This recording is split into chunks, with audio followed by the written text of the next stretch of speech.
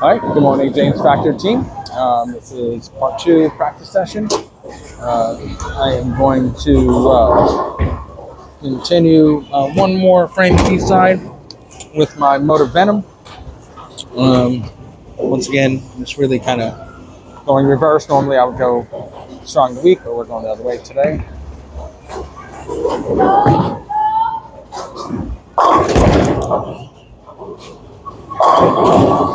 So similar motion, but it definitely has better pickup from the backside. Now I am going to go to my sequence. I'm going to go to my Ghost, which is, like I said, be my next through. So we'll see what happens. I'm going to do the exact same spot. 30 to 10. Nothing outside. And clobbered it. I'm going to bowl a few frames with the Ghost. I see how that goes. I definitely got the ball outside, but it had enough to come back. So that's the benefit of pro ball like that. Recovery, I think. Push it through the front to get a good recovery, considering how far I missed that. So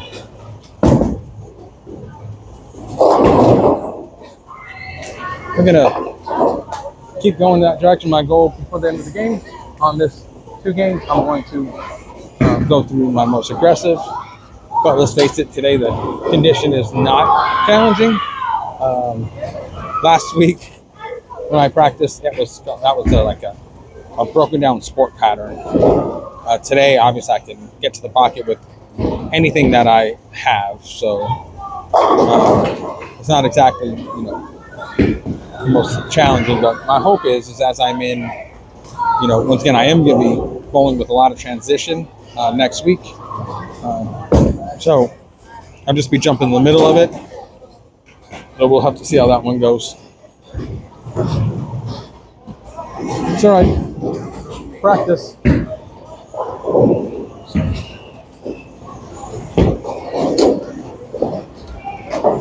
Let's see. Yeah. You just got to keep working it.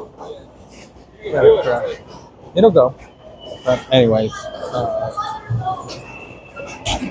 you see, hopefully this angle could show the back a little bit better, or show the boards. So the problem sometimes with that head-on view is you don't get a chance to see the shape as much. My big head is in the way so much. So we'll see at this angle. I think sometimes you get a better chance to see that ball go through the pins.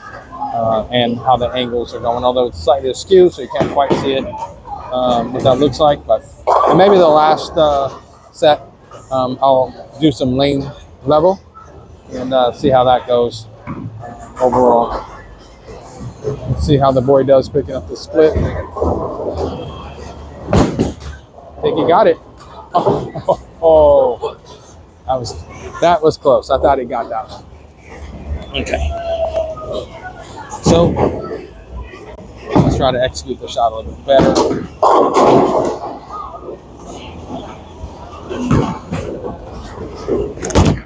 Really hit that hard on the bottom. Yeah, this ball is really pushing through the front. It's really pushing through the front. And so it's waiting forever before it turns the corner, which is nice sometimes because you're changing that angle. I'll be honest with you, I'm a little bit surprised. But you can see the difference of from the first set of games where that break point is.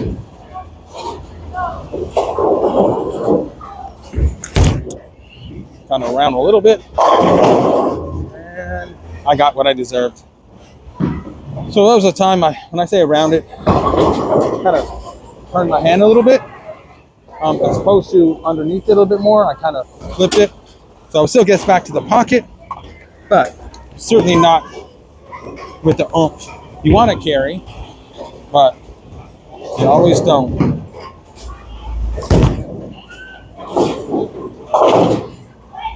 Darn. Okay. So next, I'm gonna be going to my 2.0 hybrid. And Jay, you can get the ones you're not going to bowl with off. You don't need to bring them all out. I'm about to run out of room for 2 bowlers practicing, and now somehow we have 11 balls on the lane.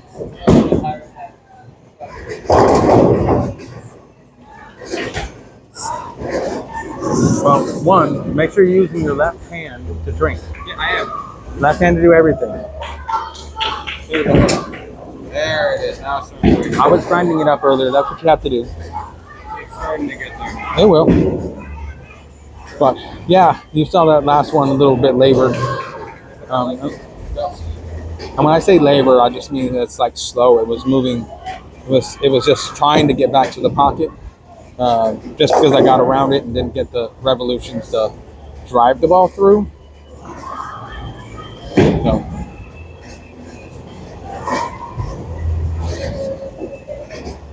So like I said, I'm going to move to the Hammer 2.0. I should have waited for it. Wow. You just gotta, it's concentration. Go ahead. Really, we got to get better at that. I'm going to tap it back. So, anyways.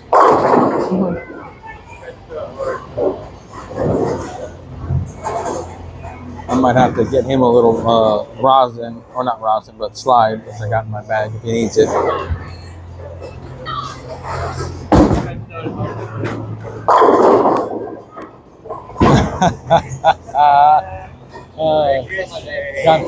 gonna have to put that one on TV.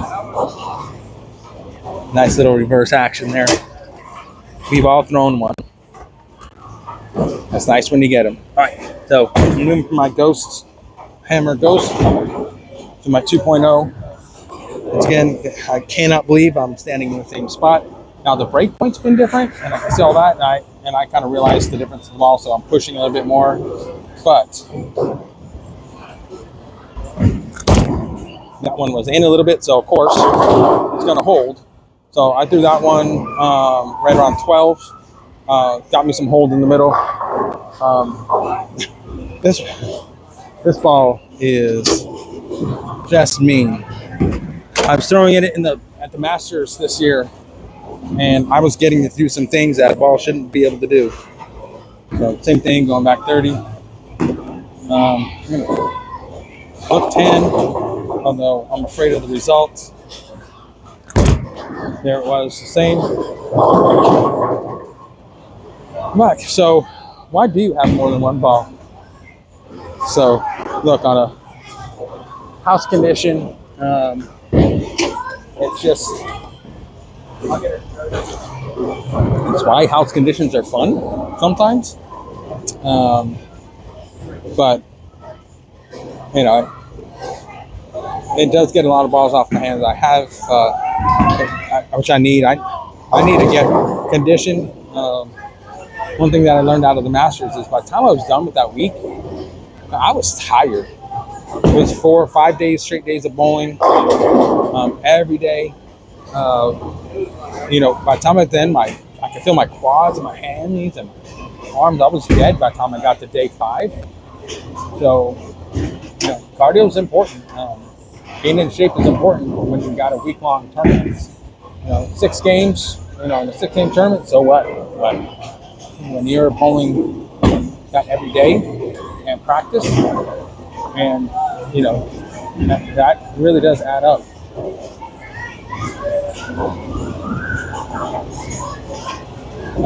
He's concentrating. Whenever you guys have the 5-pin up, you always just simply throw your strike ball. There we go. Good job. There's a certain technique you have to do that I have to use. You have to slow it and free down. You don't have to. You just have to throw your strike ball. That's what I do. For specifically the head pin or anything close to it, I like throwing. That's all you need to do. Focusing dead straight. Yep.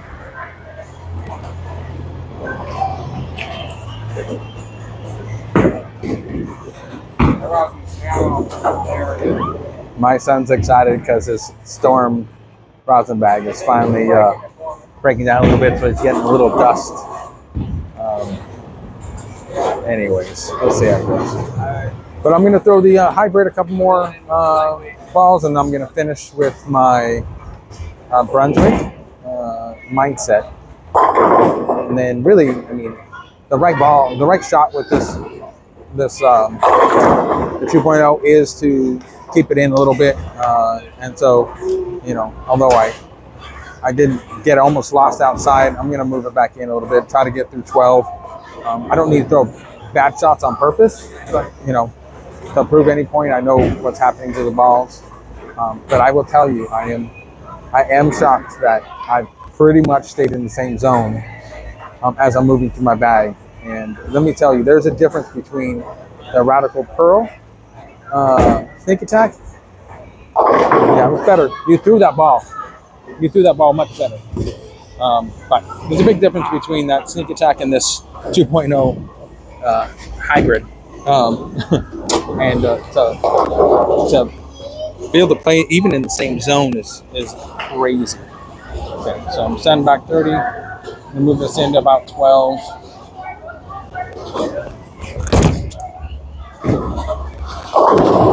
And somehow I just got that lost. Obviously, I did not hit that very well on the bottom. That's for sure. And I am very surprised.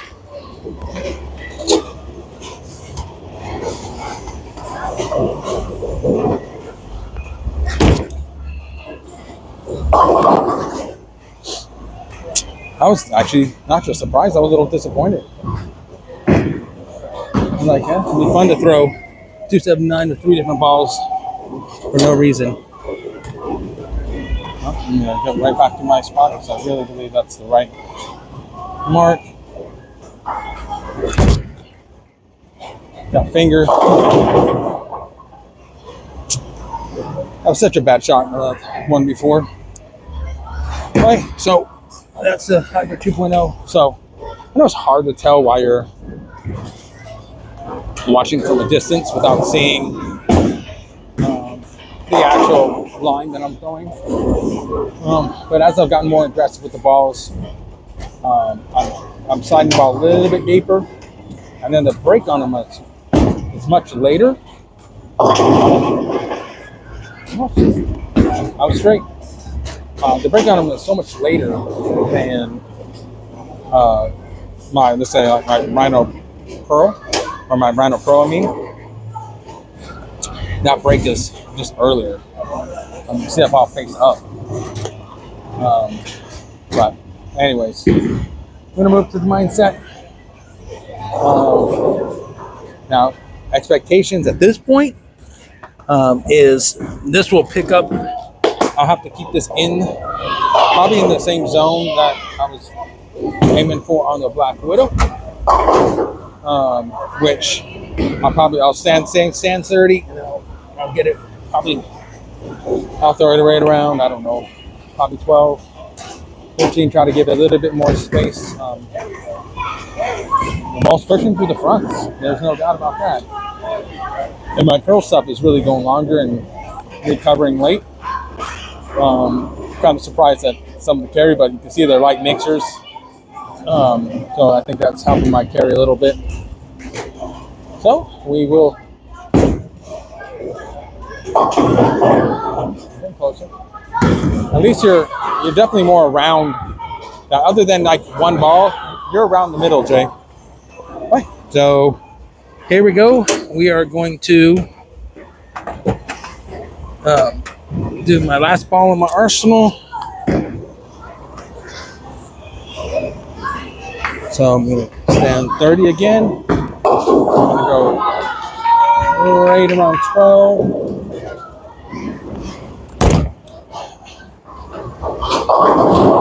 You see that ball turn? You see the difference? It actually has very similar motion to the teal. Very similar. You can see that ball pick up. But it's why I like it so much. Out of every ball I've ever So it has to be one of my favorite. H2O from Lane 1 is probably my number one ball of all time. And probably similar. It probably gives me a similar look, which is why I like it so much. So, play the same shot.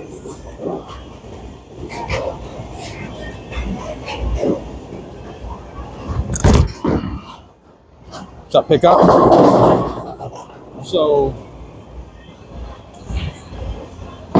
what I like about this ball is as it just has a mid lane pickup, and I just feel when I'm able to throw this one and let this turn, the carry is so awesome. And really, it just blows the pin straight through. And I kind of deserve that. My timing was a little bit off. I didn't like that. So I have a little hesitation in my giddy up. Well, I guess I'll pick up this spare. It's a 10 pin, which I picked up. Which it was a 10 pin. I deserved it. Not bad. Considering I went through my gamut.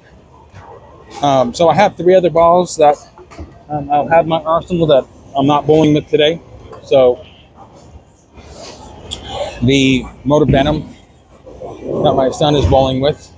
And then I have my purple urethane. That's a must nowadays, which will be illegal next year, but not this year. And then I have a Emerald IQ. I've had it for quite many years. You guys know what the Emerald IQ looks like. That is the longest ball I've ever thrown. My Radical Sneak Attack it's much rounder, smoother. But when I roll with that Emerald, it goes forever, and then it turns left at the back. It's by far my longest ball ever. Oh, yeah, he just pulled it. But all right, so now I really interesting. So walked up the ladder. Obviously, it's going to have some clean spares. We're going to move into game 3. So I think I'm going to just continue. I think I'm going to throw the Brunswick Mindset. I'll go Mindset a few more.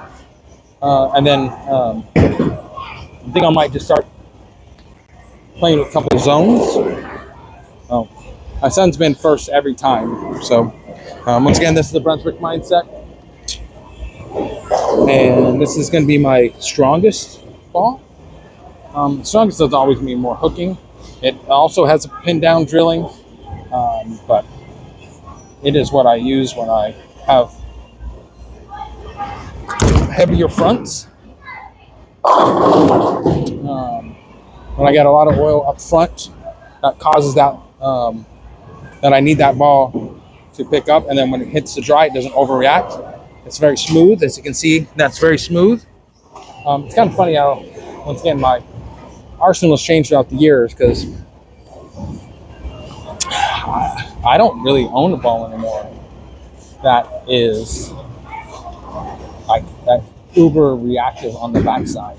I don't know if it's now because I do pretty much all my layouts straight up. I don't know if it's because there's no more side holes with the side weight. I used to, what they used to do, I used to say I want the ball to go long and then break as much as it's broken ever. And then I would have a side hole to even it back out so it was legal. I don't know if nowadays, since there's no side weight holes and I drill it straight up, that's why. I don't have anything that flips out of control, or simply obviously I'm 50, I don't have the hand that I used to have either. So there could be a big reason why my pearl stuff doesn't overhook on the backside. Well, he might get it still. Oh, gets the bounce. All right. I like his reactions when he gets there and he gets the spare. He's like, you nod. So you can't see me obviously as much with this camera angle. I don't know if that's a good or bad thing, but anyways, we're gonna watch Jameson bowl again.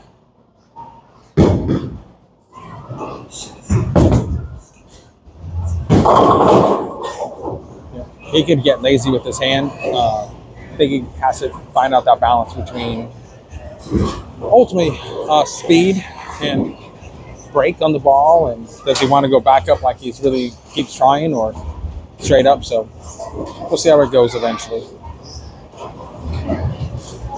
Okay, so I'm going to once again I'm going to stick with the mindset. I like the zone that I'm at right now. I really like the way that ball's picking up. There you go. Good job, Jameson. 2 spares in a row for him.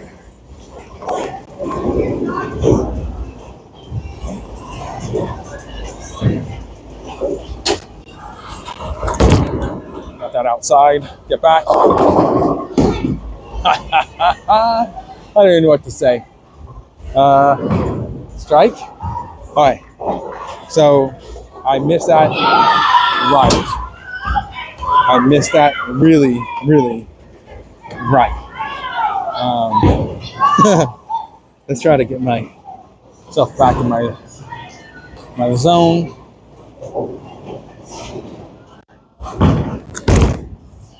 There we go. Much better. All right. Much better ball.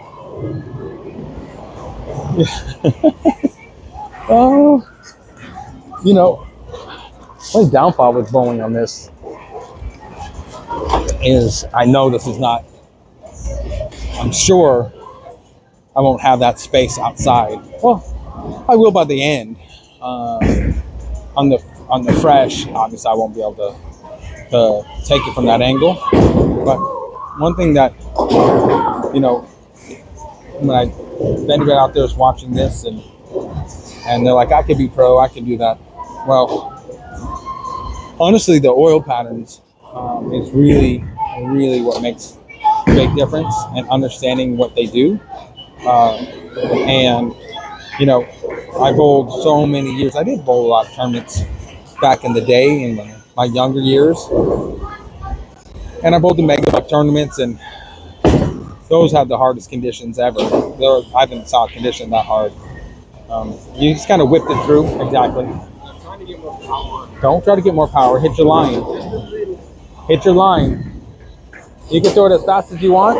If you don't hit any pins, you can't knock any pins down. So, pocket is what you need. Anyways, those who are, if you're really thinking you're going to, you got to bowl in sport conditions. You got to find a sport league. You need to bowl tournaments, and not just ones with house shots, which I hate that so many of them. Good job, Jay. I think it might be a little bit easier to do that. Yep. Well, it's about.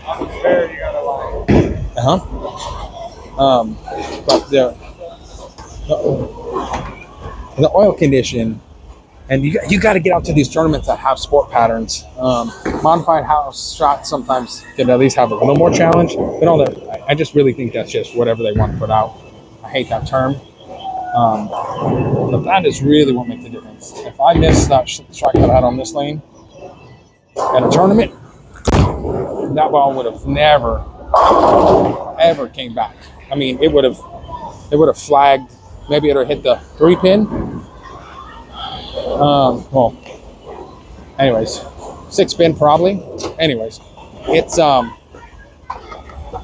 just all the difference. So if you want to get out there and you think you're gonna be good enough, and you think I could be pro because I average 220, you gotta get in those conditions, because it changes everything.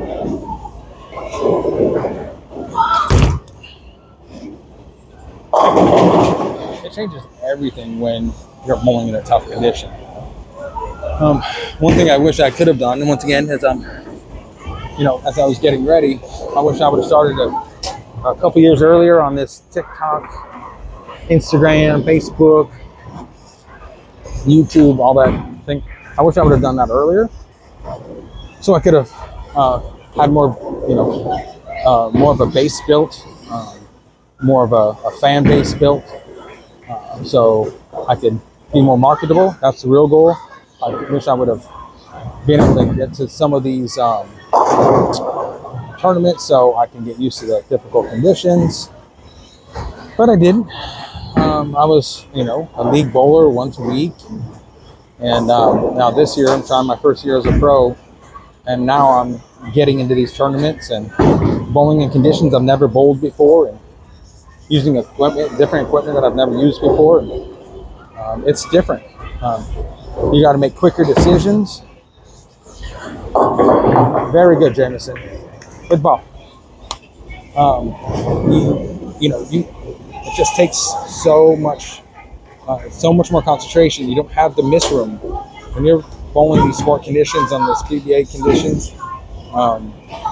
You don't have area. You have a board. You have 2 boards, 3 boards. When you have 3 boards of room, that's like a lot. And I think that's why you see a lot of two-handers. The very best in the world are so consistent, but I think you see a lot of these two-handers so hit and miss. Almost. Because when you're on, the ball's hitting. I mean, it's incredible, right? The power they can produce. But when the conditions are tough and they're off, they don't have area, and I think that's hard. So if you want to be a pro out there, you want to do something, get into tournaments, get into lots of tournaments, and especially anything that offers you sport shot. I know sometimes tournament clubs don't like you because they always have handicap also, but it really does produce a better challenge overall. So anyway, get into sport league, do some sport shots, and then get yourself prepped that way. Try to get on some name patterns. You got to practice short patterns, long patterns.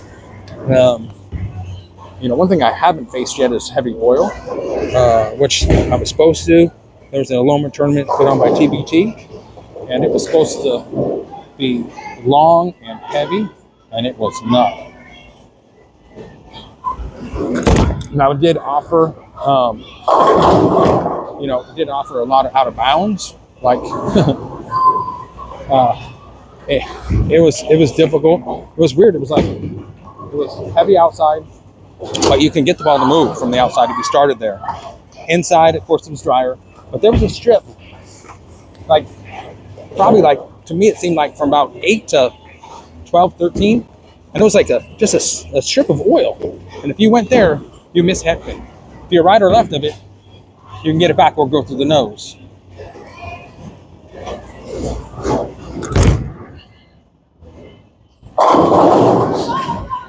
But that's just my suggestion for you all.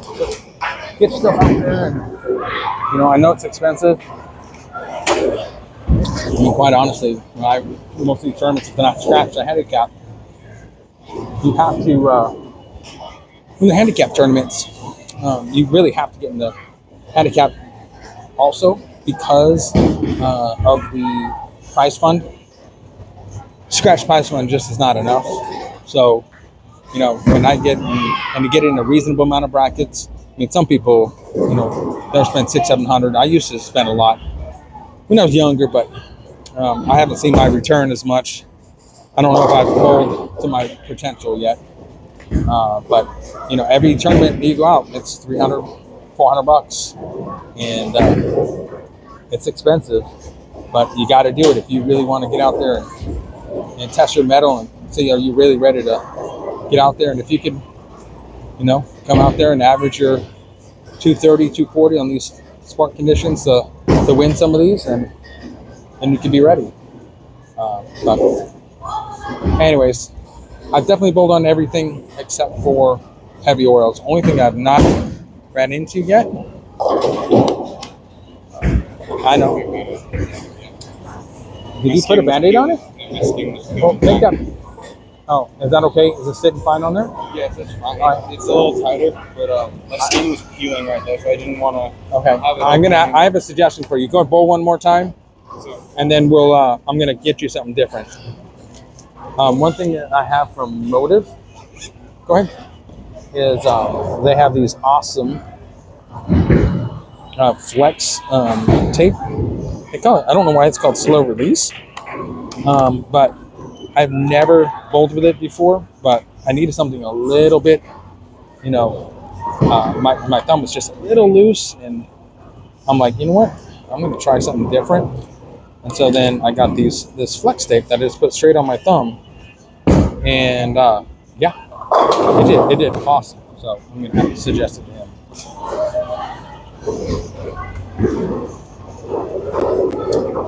Anyways, back to practice. Got to get out there and find those sport shots. Like I said, it's just all game. And one thing I didn't do well this year, when I go back in retrospect, is one I didn't practice. I had practiced once before the Masters. Think about that idea. 0 times in my first professional time, no practice.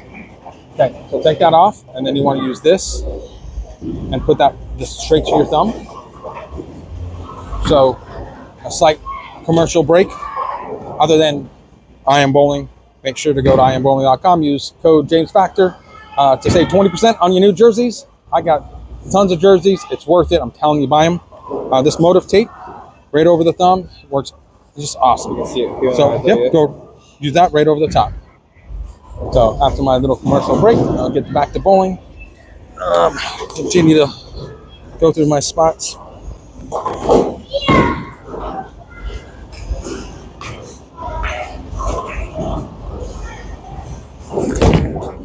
Came around a little bit. Carry. Woo.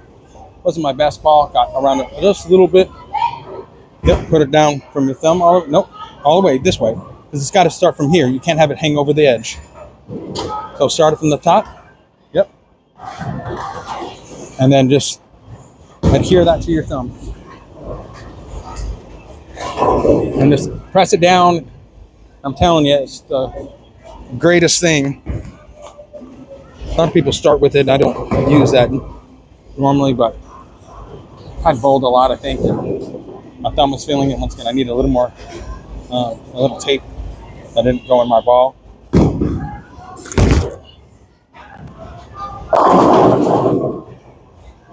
Oh. So anyway, I told you how much I enjoy this ball. It is my said it just it carries awesome when I can use it. right there, my finger right there. Oh, from the other one? Yeah. It's still on your thumb, right? Oh, because you wrapped it. Here. Ready? Dip your thumb. What the hell? Oh, you got the Yep. professional grades, huh? Okay, that's not the smartest thing I just did. Okay.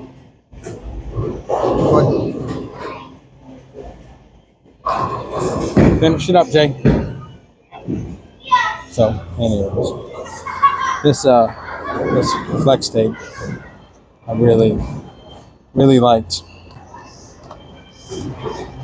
That's a perfect example of a time why you get free samples. You're sticking on that side? That was a bad release, but it was Well, that's why I don't like to use what you just did. kind of rubbed off. Yeah, don't wrap around like that. And now that you increase it too much surface area, so you don't want to do that. But we'll see what I finish off this game. Keep it in the same zone. It's lovely.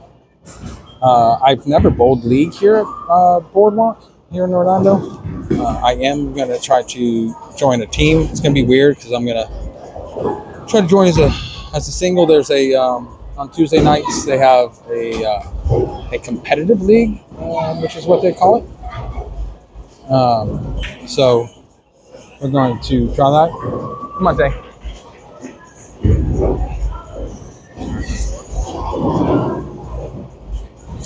Anyways, It's a competitive league on Tuesday night. And they bowl for some money. They have lots of strike pots and stuff like that. Almost got it through, but finished up the game, babe. So they got a lot of yep. But they got strike pots. They got a lot of stuff that you could win some money. And I'll be honest with you, bowling can get expensive. I mean, for me, I'm generally bowled usually well enough where I get enough, money out of side pots and money out of brackets and tournaments here and there. So I normally get some. I get enough out of it to not be so expensive. But this year, I put a lot into it this year. I've upgraded my entire bag of equipment. In fact, I mean, honestly, I think I only have one ball that's really a real carryover. That's my Motive Venom. I think that's the only ball I still have that. They also changed the PBA rule, or you can't have plugged and you can't have side holes, right? So anything that I had that had side hole, I had to have plugged, and then so it did not make any sense to me to bowl with balls that I wasn't going to be able to compete on the tour with, because then I'm not learning, what they do.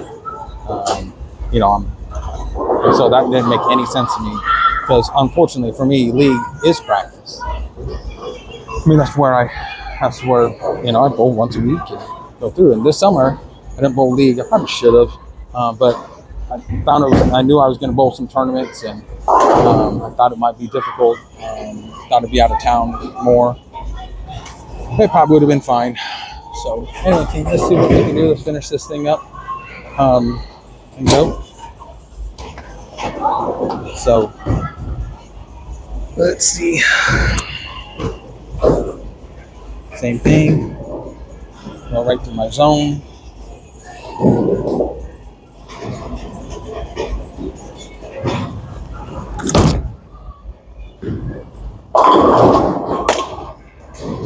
Wow.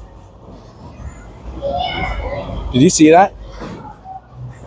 So, if you didn't see, that almost left a 4. I threw a great ball.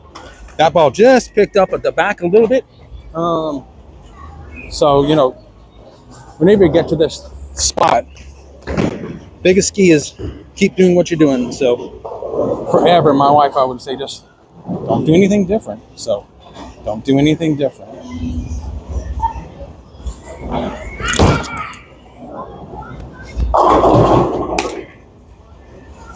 All right. Well, I would say that it's not my greatest ball that I threw today. You see, my timing was a little bit off. I mean, look, and just saying, by the way, guys, I obviously, as you can see, I got first 11. My ball was stuck.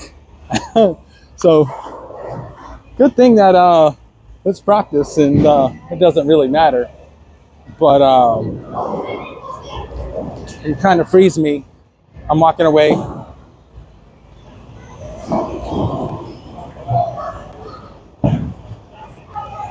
I got a ball stuck on 77. Yeah. So I don't know how far my mic works, but this is the ultimate, So one time I was in, I don't know, where's the Camino Succo? It's not even called that anymore. And I had the first 10 and the lane broke down. And then I think I stoned a 9 on my 11th ball after about 15 minutes of waiting. So now I got the first 11 and I'm waiting for my ball.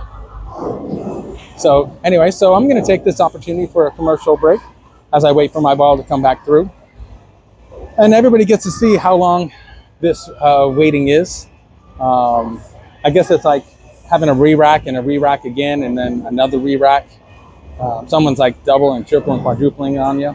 But anyways, look, we're gonna take commercial. See, I already gave you one commercial break. I am bowling once again.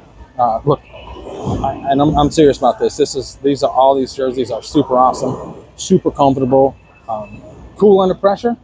See, you too will bowl 300 if you get an I Am Bowling jersey.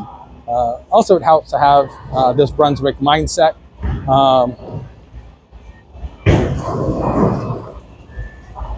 And so, yeah, I think someone needs to try to unfreeze me.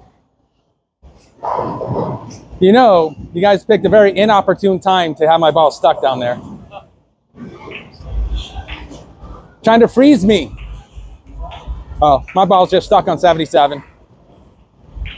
So nobody around me understands what's happening. So one thing that, it's just unfortunate, whatever, it's practice. I don't practice a lot, so I don't throw 300s in practice a lot. So, yeah, I can't wait to see how much time is actually elapsed between ball number 11, which wasn't very good, and then this one. Of course, I was smart. I probably would have taken this and put it live. But all right, so freeze is over. I'll wait till the guy comes back.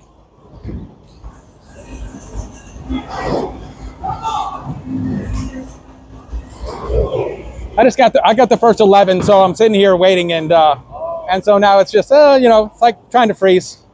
So anyway, okay, so here we go. Let's see what we got for see if I could finish this thing off with as crazy as I was. Same zone, same ball.